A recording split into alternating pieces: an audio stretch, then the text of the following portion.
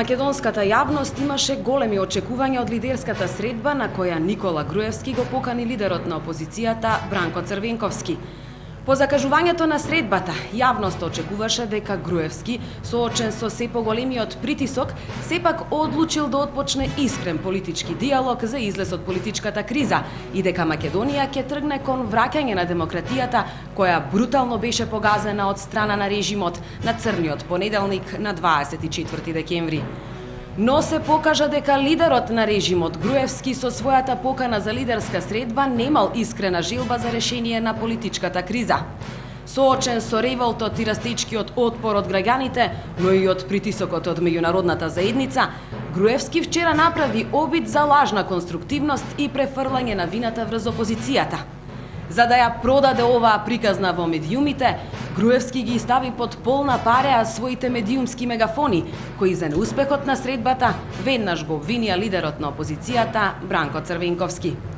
Она што изминатиот период беше неколку пати пласирано во јавноста од страна на опозицијата е дека по црниот понеделник, тепањето и насилното исфрлување на пратениците на опозицијата во овој состав на собранието не се враќаат и дека локалните избори немаат допирна точка со причините поради кои е настаната политичката криза.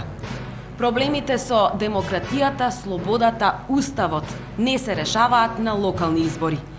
Без предвремени парламентарни избори, Социјалдемократскиот сојуз на Македонија и коалиционите партнери не се враќаат во парламентот и нема да учествуваат на локални избори. Сојузот за еднината најавува дека отпорот со блокадите по улиците, протестните маршеви и граѓанскиот парламент ќе продолжи со засилено темпо и со цврста одлука за бојкот на локалните избори, доколку со нив не се организираат и предвремени парламентарни избори.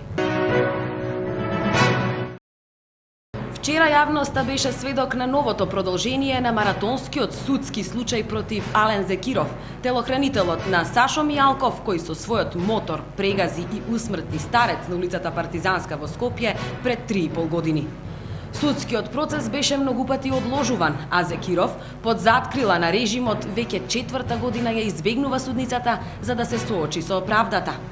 Од вчера се појавува второ вештачење со кое на Зекиров треба да му се помогне да му биде намалена казната или тој да биде целосно ослободен од обвиненијата за овој злостор.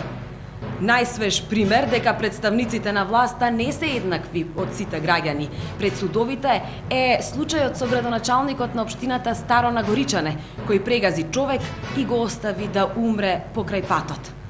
Под заштита на судот, кој целосно е во рацете на ВМРО ДПМНЕ, против Миодраг Јовановиќ најпрво 8 месеци воопшто немаше обвинение за ова злодело, а градоначалникот продолжи да ја извршува својата функција. Откако судскиот процес конечно започна, Јовановиќ, кој е обвинет за 2 кривични дела, тешки дела против безбедноста во сообраќајот и неукажување помош, тврди дека воопшто не го удрил пешакот со својот автомобил. ВМРО ДПМНЕ никогаш не се огради од овој свој градоначалник. ВМРО ДПМНЕ пред само неколку дена објави листа на кандидати за градоначалници, меѓу кои повторно се најдоа личности со сомнително и криминално минато. Таков е примерот со Сашо Акимовски, кој на предстојните локални избори ВМРО ДПМНЕ го предлага за градоначалник на Гостивар.